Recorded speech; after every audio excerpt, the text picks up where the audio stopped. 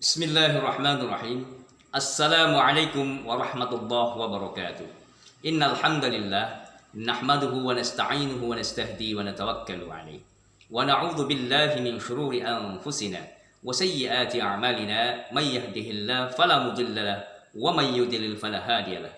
Asyhadu an la ilaha illallah wahdahu la syarika lahu wa asyhadu anna Muhammadan 'abduhu wa rasuluhu alladzi la nabiyya ba'dahu.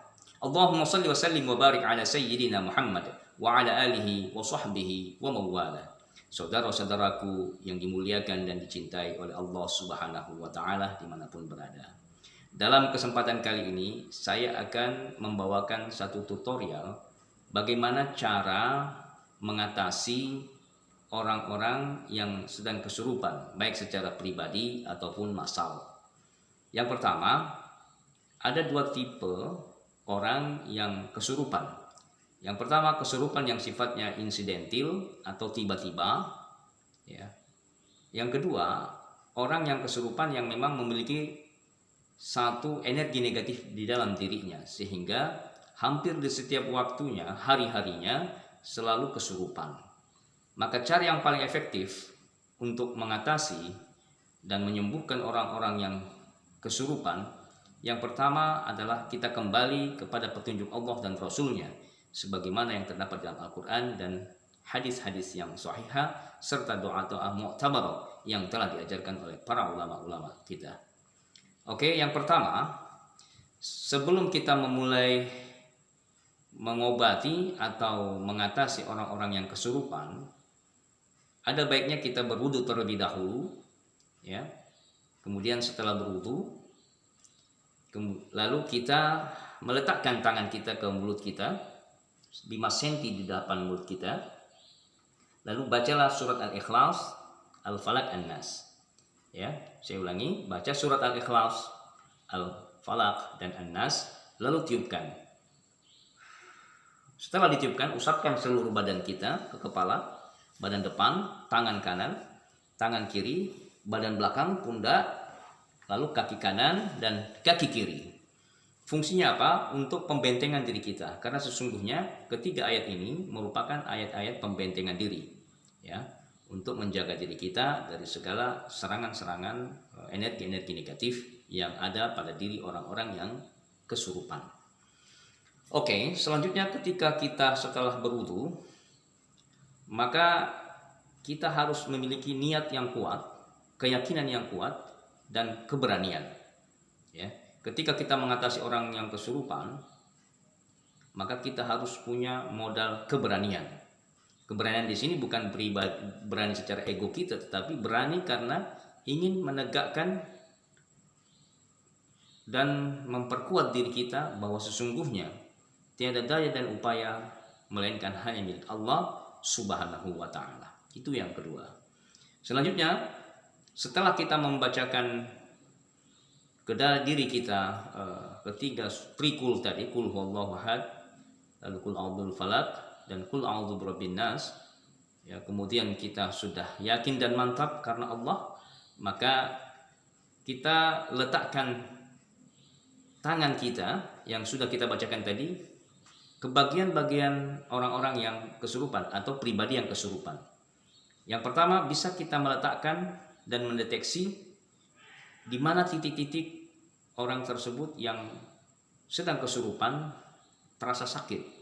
Nah, titik-titik yang bisa kita terapi, yang pertama titik yang sensitif yang biasanya ditempati oleh jin itu adalah yang pertama titik bagian tangan, ya, di bawah jempol. Kita pencet, ya, itu dulu pegang, cara yang pertama, atau ujung jempol kaki. Ujung jempol kaki kanan atau kiri boleh. Titik yang ketiga, kita juga bisa memencet bagian bawah telinga, tapi ini harus pelan-pelan. Kalau bagi yang bukan mahramnya, kalau dia laki-laki maka yang menterapinya haruslah laki-laki. Kalau dia wanita haruslah dia wanita. Kalau tidak, bagi laki-laki harus memakai sarung tangan. Maka lalu ditancapkanlah tangan kita, jari di bagian jantung, ya, bagian jantung, bagian dada di atas, pas titik jantung.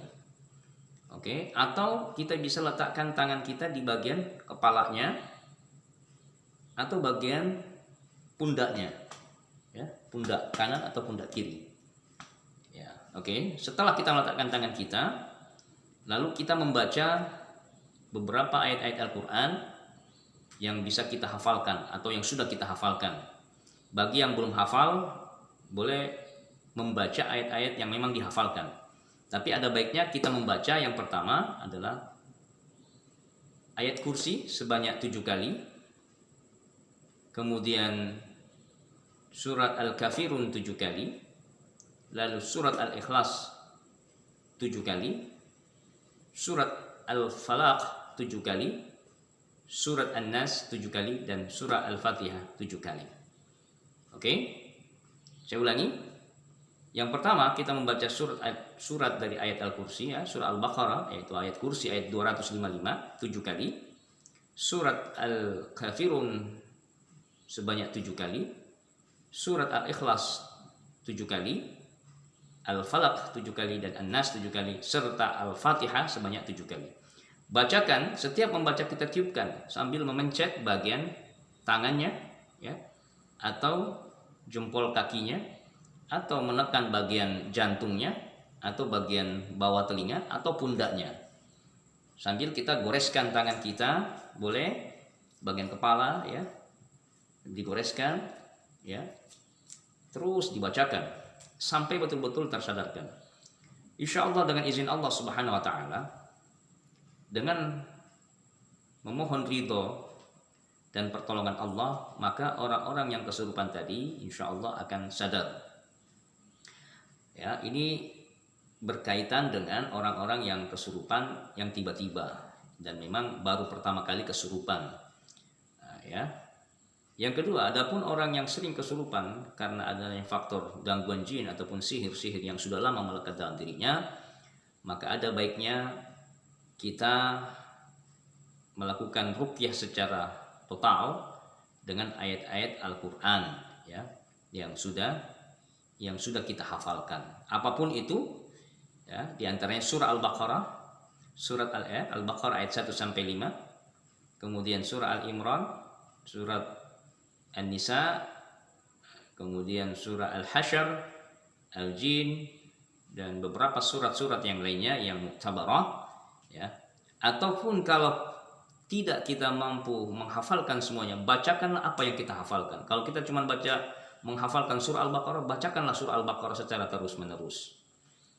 Lalu yang ketiga, ambil dan siapkan air putih yang telah dicampur dengan 7 lembar atau 7 helai daun bidara yang telah di blender atau yang telah ditumbuk secara halus. Lalu bacakanlah air daun bidara tersebut, ya, dengan ayat kursi 7 kali, kemudian surah Al-Kafirun 7 kali, Al-Ikhlas 7 kali, Al-Falaq 7 kali, An-Nas 7 kali, dan Al-Fatihah 7 kali. Selama kita membacanya atau setelah kita membacanya itu haruslah disertai dengan tiupan. Misalnya setiap satu kali ayat kursi kita baca, kita tiupkan sambil meludah kecil dengan cara seperti ini. Ya, bukan ludah besar tapi ludah kecil. Ya, surat Al-Kafirun pun demikian, Al-Ikhlas, Al-Falaq, An-Nas. Setiap satu kali kita tiupkan dengan ludah kecil sampai surat Al-Fatihah. Insya Allah dengan izin dan kuasa Allah Subhanahu Wa Taala, kalau kita rutin melakukannya, bagi yang sering kesurupan, ya, kita terapi orang-orang yang sering mengalami gangguan jin kemudian kesurupan, maka inilah obatnya. Insya Allah Taala. Yakinlah bahwa tiada Allah turunkan penyakit melainkan Allah turunkan obatnya. Tiadalah satu kekuatan yang bisa memberikan dan manfaat dan mudarat melainkan hanya ada di sisi Allah Subhanahu Wa Taala. Yakinlah bahwa Allah Maha Penyembuh, Allah Maha Kuasa, makhluk tak punya kuasa. Oleh karena itu, saudara-saudaraku sekalian, amalkan Al-Quran sebagai obat penawar bagi seluruh penyakit. Wa nunazzilu minal Qur'ani ma huwa shifaa wa rahmatul lil mu'minin wa la yazidul zalimina illa khasara. Kami turunkan Al-Quran itu sebagai obat penawar dan rahmat bagi orang-orang beriman. Ya. Wa qul ja'al haqq wa zahaqal batil. Innal batila kana zahuqa. Dan katakanlah bahwa yang hak itu pasti akan datang dan yang batin itu pasti akan hancur. Demikianlah, semoga bermanfaat tutorial ini ya. Kita praktekkan pada saat kita menemukan atau menjumpai orang-orang yang kesurupan, atau ada di antara keluarga kita, saudara kita, sahabat, tetangga, siapapun, kita amalkan dengan keyakinan penuh kepada Allah Subhanahu wa taala. Wa sallallahu ala nabiyina Muhammadin wa ala alihi washabbihi ajma'in. Warzuqna kamal mutaba'ati lahu zahiran wa batinan ya arhamar rahimin. Bi fadli subhana rabbika rabbil izzati amma yasifun. Wa salamun ala mursalin walhamdulillahi rabbil alamin. Wassalamu alaikum warahmatullahi wabarakatuh.